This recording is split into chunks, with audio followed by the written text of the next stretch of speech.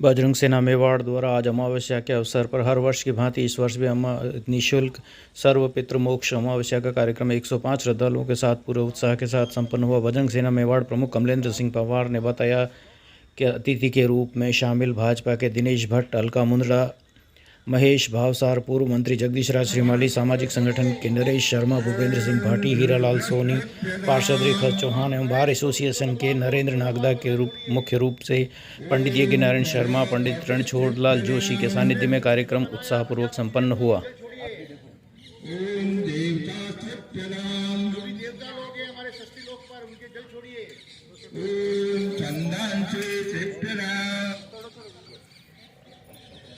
नाशो विनायक धूम्रकेतुर्गणाध्यक्षो भालचंद्रजानन।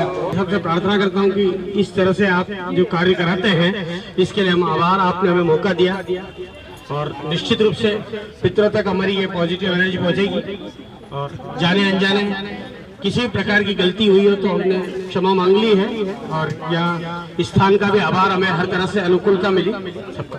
मेरा नाम यज्ञ नारायण शर्मा है और संस्कार की बात है तो हमारे सनातन संस्कृति में 16 संस्कार बनाए हुए हैं।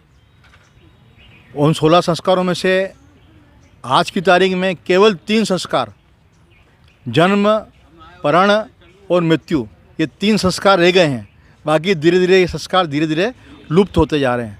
उसमें भी विवाह का संस्कार ऐसा हो गया है जो अपनी मनचाही इच्छा के अनुसार होता है, जबकि ये सारी चीज़ें शास्त्र संबद्ध है, इनको मानना चाहिए। यही हमारी संस्कृति का पोषण करने वाले हैं। तो सर, इसके लिए किसको जिम्मेदार ठहराते हैं आप इस संस्कृति पतन के पीछे? संस्कृति पतन के पीछे ये पाश्चात्य संस्कृति जो भौतिकवादिता है वो हमें नुकसान पहुंचा रही है, क्योंकि भौतिकवादिता में आदमी जो है वो सुविधा चाहता है और सुविधाओं के नाम पर हम जो सुविधा थोड़ी थोड़ी सुविधा मिलते हम ऐसी स्थिति में पहुंच गए हैं कि अब हमें हमारी संस्कृति को हम भूल गए। फिर वही बात सर कि इसके लिए हम किसको जिम्मेदार मानते हैं? एक परिवार के तौर पर, परिवार के तौर से हम अपने आप पे स्वयं जिम्मेदार हैं, क्योंकि हमने उसको आगे बढ़ाया नहीं, हमने अपने बच्चों को दिखाया नहीं। हमारी आकांक्षाएं बढ़ी, हमारी आकांक्षाएं बढ़ गई और फैशन बन गया। अब दिखावे का नाटक जो है वो अमेरिका में क्यों होता है? तो अमेरिका की परिस्थितियाँ अलग है, भारत की परिस्थितियाँ अलग है। जैसे वहाँ टाई बांधते हैं, भारत में टाई बांधने की जरूरत कहाँ पड़ रही है? वहाँ गर्मी सर्दी होती है इसलिए टाई बांधते हैं, यहाँ तो धोती पहनते हैं। धोती इसलिए कि हमें पूरा 12 महीने जो है हमारा अनुकूल वातावरण रहता है, तो हम इसलिए इसमें धोती बांधते हैं। हम हमारी संस्कृति, हमारा पहनावा, हमारा खाना, हमारा पीना हर मौसम के अंदर बदल जाता है। अब हम जो है वो आज चाउमीन और पिज़्ज़ा और बर्गर खाने लग गए, तो हमारी पोषण सबकी समाप्त हो गई।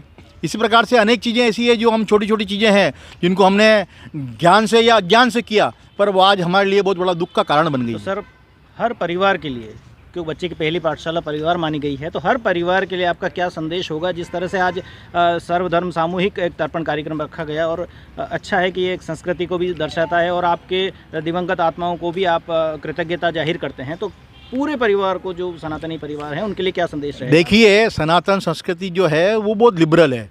सबसे विश्व में जितने भी धर्म बने हुए हैं, पंथ बने हुए हैं, उसमें से सबसे लिबरल जो चीज़ है जो है वो हमारी सनातन संस्कृति है। इसमें किसी बात के लिए अडामेंसी नहीं है कि ये करना ही पड़ेगा। इसलिए ये हमारी, अब मैं युवाओं से और हमारे बच्चों से और हमारे माता पिताओं से और बुजुर्गों से ये प्रार्थना करता हूँ कि कम से कम अपने परिवार के अंदर अपने बच्चों को वो संस्कृति सिखाएं जो हमने पहले की है। कोई नई चीज़ नहीं कर रहे हैं, हमारे माता पिता ने जो किया वही हम करना चाहते हैं और हमें सीखने की अवसर नहीं मिला, इसलिए हम उससे भटक गए। बहुत बहुत धन्यवाद सर।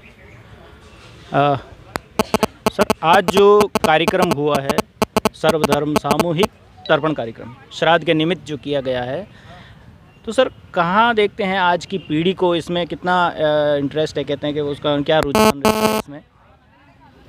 देखिए, आपने वास्तव सही पूछा। अभी इस पाश्चात्य संस्कृति की वजह से हम हमारी संस्कृति को भूलते जा रहे हैं और ये वास्तविकता भी है।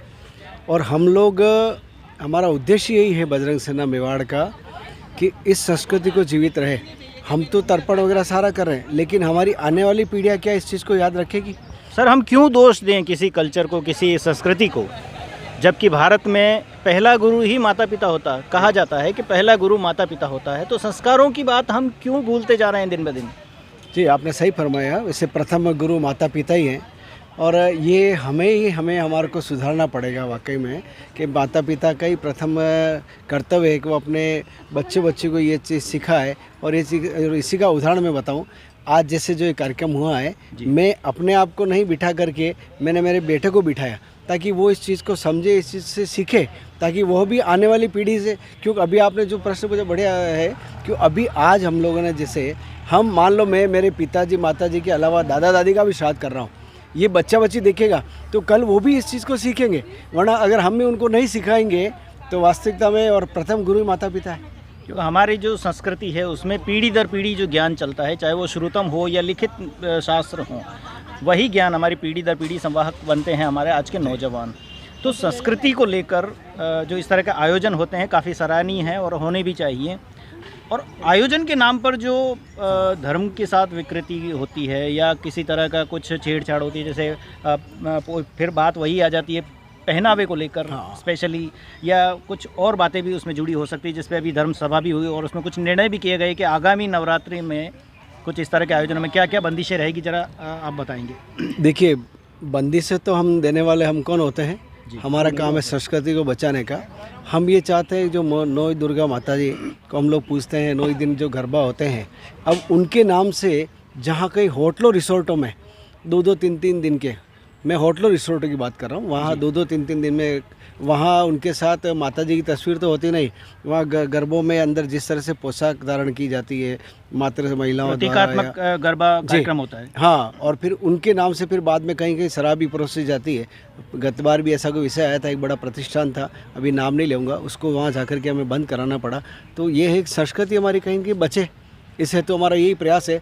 और आपने जो पूछा है कोई का, जैसे हम लोगों ने यही कहा 3 दिन का गरबा जो है वो गरबा समाजों द्वारा संगठनों द्वारा हो रहा है, एक वो अलग गरिमा रहती, पूरी श्रद्धा के साथ किया जी। जाए। लेकिन जो इवेंट के द्वारा जो हो जाते हैं वो एक वास्तव में एक व्यापारीकरण ना हो, व्यापारीकरण निजीकरण हो जाता है, मैं सही कहूँ, और उनका धंधा पैसा कमाना हो जाता है। इस चीज़ को रोकने के लिए और विधि विधान पूर्वक, देखिए वाकई में एक बात है कि हम लोग जो नवरात्रि में जो पूछते हैं गरबा यानी गर्भ, वो जो गरबा, हाँ, जो एक मिट्टी माता दीपक मिट्टी का वो होता है कलश होता है, उसमें छेद उसके छेद होते हैं, उसके अंदर दीपक रखते हैं, तो वो क्या प्रकाश देता है, तो यानी उसकी पूजा की जाती है, बीच में माता जी खड़क रखी जाती है, तस्वीर रखी जाती है, उसी में प्रकाश पुंज मानकर उसकी परिक्रमा करते हुए फिर क्या है जिस तरह से जो पावागढ़ से जो माता जी गरबे निकले वहाँ भी आज ऐसे ही है।